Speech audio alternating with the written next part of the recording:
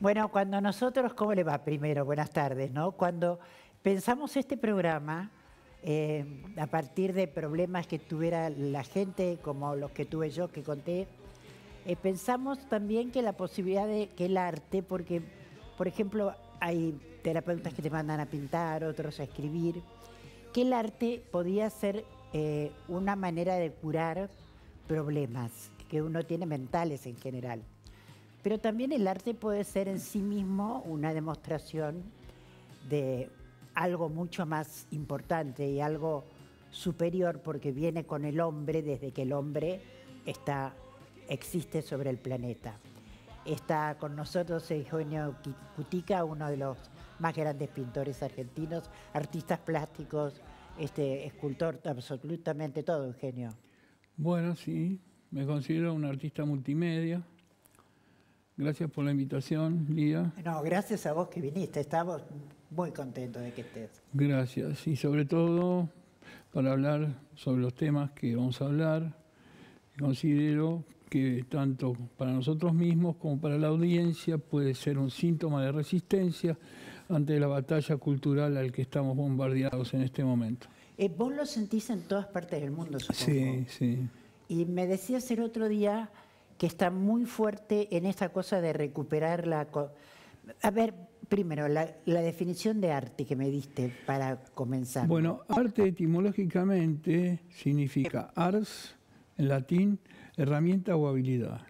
Y te viene de teo, que significa Dios. O sea, sería la herramienta para llegar a Dios.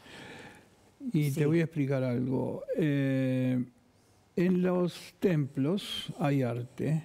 Sí. No porque el templo le dé vigencia al arte que está, sino que el arte le transmite la espiritualidad al templo.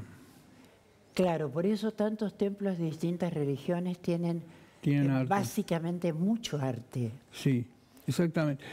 Bueno, los templos católicos del barroco... Bueno, Roma es lo más demostrativo, ¿no? Son museos, en realidad. Son museos. Las iglesias y las catedrales son museos. Sí, son museos, pero yo que no conozco Oriente, pero sospecho que en Oriente también, porque hay una... En Oriente también, en los países árabes también, es todo arte. Entonces la gente se siente, se conmueve ante el hecho artístico y eso se traduce en una experiencia religiosa. Vos dijiste algo también, yo quiero hablar del tema que quedamos en hablar, por supuesto, pero vos dijiste que viniste con este don. Sí, yo ya era artista antes de nacer. ¿Y cómo te diste cuenta de eso? Bueno, yo he tenido estados de éxtasis a los 6 años, 7, 8 años dibujando, no sabía lo que me pasaba. O sea, el estado de éxtasis lo definís como algo que no podías despegarte de la obra. Es un estado de estar en una dimensión donde todo es perfecto, donde es un estado súper placentero y nada se parece a esa sensación. O sea que no te querías mover de ahí. No, mis padres muy preocupados, hablando a mis espaldas, pensando que yo era autista. Tenemos que conseguirle amigos a este chico, no puede ser que siempre esté solo, con la plastilina o dibujando. Le pasa algo, llevémoslo a algún lugar, que lo examinen. Y yo... ¿Y vos le decías algo? ¿Les tratabas de explicar? No, yo le decía, no, yo estoy bien, yo estoy muy bien, pero... El problema que tenía es que yo tuve la experiencia, este trance místico, antes de que aprendiera el vocabulario para poder explicar. Claro, no sabías cómo explicarlo. Claro, porque hay mucha gente que es como de libro, ¿no? Que entonces se conecta con esta dimensión de lo sublime a través de los libros o más intelectualmente. Pero hay otras personas que tienen esa conexión desde la experiencia. Lo que se hace. Sí, y cuando sucede a muy temprana edad, es imposible explicar lo que le pasa a uno. Ahora, ¿vos sentías que tus padres, porque como estamos hablando de la Matrix, o está subyacente el tema, ¿vos sentías que tus padres estaban en la Matrix y no podían entenderte? ¿Te dabas cuenta de eso en ese momento? Sí, totalmente. Yo siempre tuve la sensación de que me aparecí en este mundo, Sí. o en Buenos Aires, por una equivocación. O sea, ¿Dónde deberías haber aparecido? no sé, pero yo estaba seguro que alguien me había enviado acá como si yo trajera un número equivocado. Y siempre esperaba a ser rescatado. ¿Vos esperabas ser rescatado por tus padres? No, rescatado por una inteligencia superior, por otra Que te inteligencia. trasladara a otro Claro, lugar. porque todo el mundo a mí me parecía personas banales, personas elementales, mis compañeros de escuela, los maestros, mis padres, mi hermana. Todo el mundo me parecía, bueno, yo no soy, estos no son mis padres, estos no son mis maestros, y tenía esa sensación de enajenación, entonces, ¿Y eso te hacía sentir muy solo? claro, es una soledad brutal.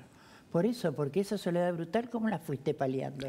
A través de la obra, No, a pienso. través de mis amigos muertos, que son los grandes escritores de la historia. Ah, ¿con quién empezaste? Claro, yo buscaba a mi padre o mis padres en los grandes autores de la literatura universal.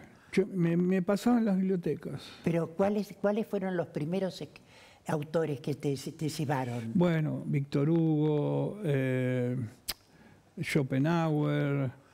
Bueno, no tomabas una literatura fácil para leer Schopenhauer. No, pero eso... No tenías 7 claro, años. Pero ¿o sí? fíjate esto, yo leía esos libros clásicos, me acuerdo que iba a la biblioteca de Villa Devoto, mi barrio, y estaban todos encuadernados en cuero, Sí. y había un silencio absoluto. En ese momento las bibliotecas eran lugares sagrados. Sagrado, sí, sí. Y entonces yo me pasaba los fines de semana ¿Qué edad ahí. tenías? Y lo hice desde los 9, ponerle hasta los 14 años. Esa es una edad clave, el inicio de la adolescencia uno se suele refugiar en la literatura. Puede ser, sí. Me pasó, por eso te lo Ah, digo. bueno, claro. Para comprender o para por lo menos tener con No, quién también estar. para sentirse menos solo. Para ¿no? tener con Porque quién cuando estar, la sí. percepción de uno ya viene como entrenada y no coincide con lo que todo el mundo cree que es la realidad, que en realidad es una fantasía, entonces uno empieza a pensar de que es una persona completamente distinta y hasta puede pensar Que está loco. que está loco, sí, que está loco. Uno puede pensar que Entonces está hay loco. que buscar la cordura en las personas que han sido históricamente visionarios Claro. y con mucho talento, y eso es como un refugio. Es decir, bueno, existieron por lo menos esas personas que... ¿Alguien te lo señaló a los libros? Porque, Sí, mi madre. bueno, ahí hubo un Mi madre, entendimiento. sí, mi madre ella quería ser doctora y ir a la universidad, pero en esa época su padre no la dejó. Claro, porque las mujeres no las Sí, dejaban claro. estudiar. Entonces, una gran frustración por una persona inteligentísima. Y trataba de compensar su falta de educación leyendo lo que sea. Sí, Todo lo lo que, que le llevaba- viniera a sus manos. sí, lo que venía Y entonces ella leía en voz alta, ¿y a quién le leía? Me ponía desde que era bebé ahí y me leía a mí. Y me leía a Borges, me leía a todos estos filósofos. Bueno, pero tu mamá estaba muy bien orientada entonces. Estaba muy bien orientada, pero también estaba casada con mi padre, que era una persona autoritaria, como su padre. Entonces, La censuraba con la... sufría mucho ella, porque tenía una inteligencia tremenda y estaba bajo el yugo de un marido autoritario. Claro, que le bajaría la inteligencia todo el tiempo. Exactamente, sí. Bueno, porque se sentiría humillado ante Sí, tanta inteligencia. pero todo eso que ella me leyó me quedó. Y ahí lo fuiste a buscar. Después lo empecé a buscar por mí mismo cuando Claro. fui creciendo. Y después lo único que hice fue indagar para tratar de adquirir el mayor conocimiento posible en todos los sentidos. Tu encuentro con el dibujo sé que es a los 7 años. Sí, sí.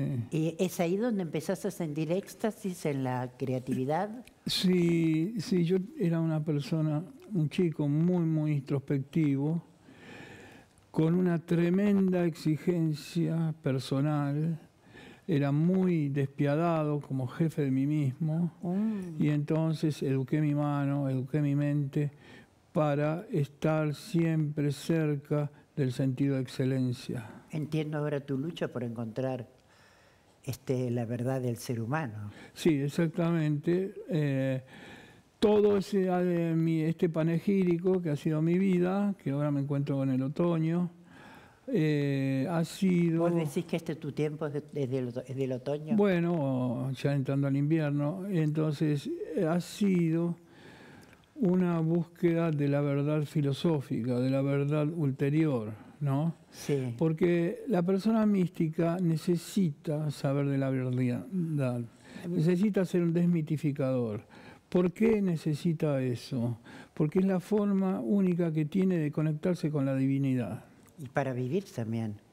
Para vivir y para sacarse todo lo falso. Es decir, el artista necesita, o el artista místico, mejor dicho, necesita estar en esa dimensión para los demás, pero primero necesita sacarse todo lo falso de sí mismo. ¿Cuándo lo fuiste logrando eso? Sacarte lo falso, porque yo recuerdo, por ejemplo, vos, en la adolescencia tuya o juventud, eras muy famoso en Buenos Aires. ¿Tenías pelo rubio, puede ser? Sí, sí, sí. ¿Mucho lacio? Sí, sí. Bueno, yo veía muchas fotos tuyas, tenías un estudio cerca, yo tenía mucha curiosidad de ver tu obra, Ay, me no te llamaba puedo la creer, atención Lía. y me acuerdo que eran tus fotos de pelo rubio, lacio, trabajando en el piso. Sí, sí. Y esa la tengo grabada en mi cabeza, esa foto. Sí, yo tuve la suerte de ser reconocido desde muy joven. Por ejemplo, a los 21 años yo salía en las tapas de revistas. Sí, sí, yo te veía siempre. Sí, sí, sí. Y yo decía, ay, qué grande, qué genio, ¿cómo hará? Sí. Me daba mucha curiosidad ir a ver tu obra, Sí. ir a ver cómo... Bueno, nunca me animé, no todos Sí. somos valientes. Es curioso lo que me ha pasado, porque la gente me hablaba como si ya fuera el que soy ahora, a esa edad. Es como que la gente puede anticipar quién va a ser o qué va a ser la persona que tiene enfrente. Es que sabés que lo Hay una anticipan. intuición. Y yo decía, bueno, ojalá me pase, ¿no? Y bueno, y ahora yo soy la persona que siempre quise ser. ¿Y a esa edad padeciste mucho no ser esta persona? Sí, sí, tremendos padecimientos. O sea, es una vida muy dura. Hay que ser muy fuerte. Yo solamente... Hoy también. Sí, puedo sostener esta posición. ¿Por qué es tan difícil? A ver, Sí. Entonces, esto es así. El héroe místico necesita estar del lado de la verdad. Sí. Ahora, si uno se pone a mirar, todo tiene un origen arbitrario y casi todo es falso. Toda la educación, la conformación Entonces, del debe ser, del no claro, debe ser. Entonces el místico tiene una doble vida, porque a su vez necesita interactuar con el medio para sobrevivir. Entonces tiene que fingir que la mentira es verdad. Permanentemente. Permanentemente.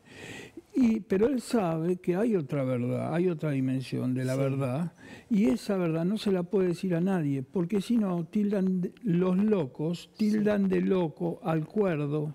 Claro. Y entonces se tiene que callar la boca.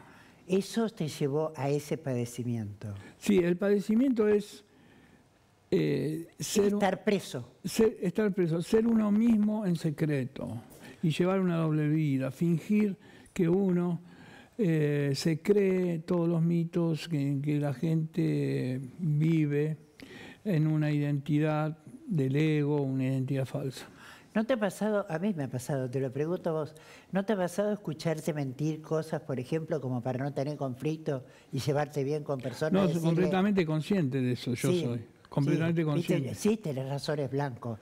Y claro. vos no lo pensás ni estás en el... Pero, claro, sí. Pero se lo decís, viste, contarle que no te... Claro, y por ejemplo, después me suceden cosas como en este momento contigo, que son como bálsamos, que son como oasis dentro de todo esta aridez de la mentira, en que podemos hablar de estas cosas, ¿no? Con ciertas personas se pueden tener este tipo de conversaciones. Y es que la hemos padecido. Sí.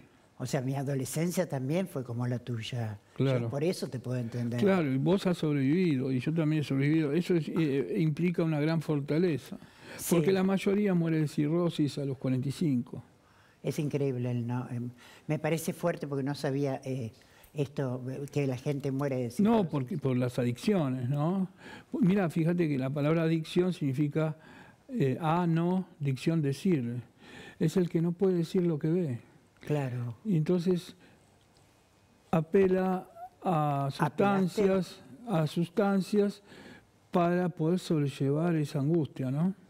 ¿Apelaste vos a sustancias? No, nunca. ¿Tuviste una fortaleza también entonces? Sí, yo tuve una fortaleza muy grande porque mi padre era prusiano y era un tipo muy fuerte. Yo nunca tuve una conversación con él daba órdenes. Y, eso sí que es fuerte, eso sí que es pero doloroso. te voy a contar algo que es increíble, sí, a lo cual he sobrevivido.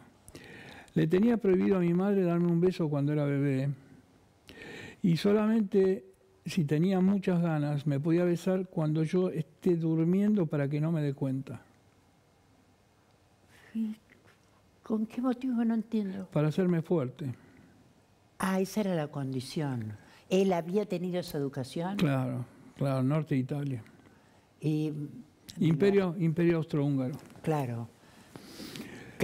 Y entonces después eso me permitió ser artista. ¿Eso te lastimó Por eso mucho? te digo, soy artista antes de nacer, porque yo tenía el ansia de conocimiento frustrado de mi madre sí. y la fortaleza de mi padre. Claro. Entonces, con esas dos cosas combinadas, bueno, ahora he sobrevivido y puedo ser quien soy. Ahora has sobrevivido, pero ha sido muy larga esa batalla. Sí. Los distintos estadios de esa batalla. Yo te hablo de la adolescencia, pero también están los 40 años, sí. donde también el mundo es muy distinto a lo que uno necesita de sí mismo para mostrarle ese mundo. Tal cual, sí. Entonces, esos 40 años o 40 y pico, ¿cómo te encontraron? ¿Luchando contra qué molinos de viento? No, yo en esta búsqueda tuve varios llamados. Tuve un llamado a los 7 años, no pasó nada, no me daba cuenta de lo que me pasaba. A los 22 años tuve otro llamado que me empezaron, a raíz de que salí mi cara en la tapa de una revista, estaban todos los kioscos, y me empezaron a buscar monjes budistas. Y entonces me venían y nunca me podían encontrar, pero venían vestidos de monjes y decían, quiero hablar con Eugenio. Y me iban diciendo, te vienen a visitar monjes en el trabajo, en mi taller donde vivía. Y a mí me agarró un ataque de pánico. No, dije, ¿por qué me quieren hablar monjes? ¿En qué sentido el pánico te dio? ¿Te dio miedo que invadieran? Me pareció muy raro, raro. No que te invadieran culturalmente. No, me pareció muy raro que monjes... Que ¿Te pareció raro que ellos te veían que vos eras raro? Vieron algo en mi foto. ¿Y a vos te parecía que estaba mal lo que veían en tu foto? No, pero yo tenía miedo ante lo misterioso, ante lo desconocido, porque en ese momento yo no sabía lo que era el budismo. Claro. Y entonces me escapé. Y después a los 42 años tuve otro llamado. Y en ese momento accedí y fui a vivir a una comunidad de un profeta en vida en Canadá. Porque, ¿Vos ya vivías en Estados Unidos en esa época? Sí. Ahora, a raíz de que yo quería lograr el propósito ulterior por este breve paso que todos tenemos, y empujé tan fuerte, se me empezaron a cortar los tendones del cuerpo. No te puedo creer. Sí, llegué en muletas a ver a este profeta. Pero, ¿empujaste físicamente? No, psíquicamente. Forzar la situación, decía, a mí no me van a vencer, a mí no me van a... Conozco eso. Y entonces... Esto voy a ganarlo, yo puedo. Sí, el tendón es la fuerza de la movilidad, ¿no? Y se me empezaron a cortar los tendones de Aquiles, los tendones de los brazos, y era un padecimiento muy grande. Y entonces llegué en muletas a verlo, a este profeta en vida, y me dice, ¿por qué venís? Le dije, mira, estoy por hacer un libro y no puedo. Y empujo tanto para hacerlo y no puedo. Entonces, bueno, él me puso la mano en el hombro y me dijo, vos lo vas a hacer porque vas a poder. Y después de eso, de estar viviendo en esa comunidad, que son 2000 personas en Toronto. ¿Cómo te adecuaste a esa convivencia? Muy bien, muy bien. ¿Qué encontraste? Encontré un montón de seguidores que seguían a este profeta. Y en relación a tus sentimientos, ¿qué No, encontraste? o sea, yo lo escuché hablar, pero él hablaba... Esto que voy a contar es muy extraño, nunca lo conté. Siempre es buen momento. Sí. Entonces yo fui a la casa. Él vivía en una casa, no sé, de 1000 metros cuadrados con 500 obras de arte, una persona muy rica. Y hablaba en decasílabos, hablaba en romance. Y tenía un séquito de personas que en esa época les grababa... Romance, hablaba. ¿Eh? ¿En lengua romance? Sí, en lengua romance, en decasílabos, en una métrica perfecta, sí. De cualquier tema hablaba de esa manera. Y entonces tenía un séquito de personas que le grababan todo y después lo transcribían. Y ya tenían transcriptas como 50.000 páginas. Y entonces... ¿Vos leías esto o te entendías? No. Yo te cuento esto para que veas las características de la persona. Y el ámbito, claro. Sí, entonces yo llegué ahí, que me llevó una cantante de ópera muy famosa que yo conocía. Sí. Y entonces... ¿Por qué te lleva? Porque los artistas en Estados Unidos ya vienen con este conocimiento. Es decir... ¿Con ese conocimiento que vos naciste? Claro. A Estados Unidos van artistas de todo el mundo, de Francia, Italia, y se encuentran todos en Nueva York. Pero todos son como ovejas negras de sus familias, personas que no han encontrado su lugar. Que tienen una herida interna. Y que siguen esa verdad y se encuentran todos en Nueva York. Con pares. Con pares. Eso es Nueva York. Nueva York es la ciudad de los... Es mágica. Es la familia de los sin familia. Bueno, entonces... Con razón nos gusta tanto. Exactamente, exactamente. Y entonces iba porque estaba ahí y yo entendía todo lo que decía. Nadie lo entendía porque hablaba de forma aleatoria, ¿no? Con una gramática personal de él. A ver, ¿me podrías decir una frase para que la pudiéramos comprender? Y es difícil recordar, pero él hablaba de forma literaria. Por ejemplo, en vez de decir entró a la casa y cerró la puerta, él decía tocó la manivela de bronce y abrió la garganta de la caverna donde siempre había coexistido. Hablaba de esa forma. O sea que también recurría a autores... No, le nacía a él hablar de esa forma. Era un poeta. Era poeta, era músico, era pintor, y entonces... Tenía en sí todas las... Sí, y lo seguían 2000 personas a donde él iba. Y entonces yo entendía todo lo que él decía, ¿no? Y entonces yo lo único que puse cuando llegué... Es muy importante eso que me decís porque no creo que todos los que te rodeaban lo entendieran. No lo entendían. O sea que vos quedaste ahí... No, entonces yo llegué y leí algunas cosas que estaban transcriptas y le puse I understand. Y se le mandé eso nada más. ¿Y él te dijo algo? Entonces se lo mandaron, tenía correos que iban hasta su casa. Sí. Y había gente que hacía 12 años que había pedido entrar en su casa y no podían. Él no los dejaba.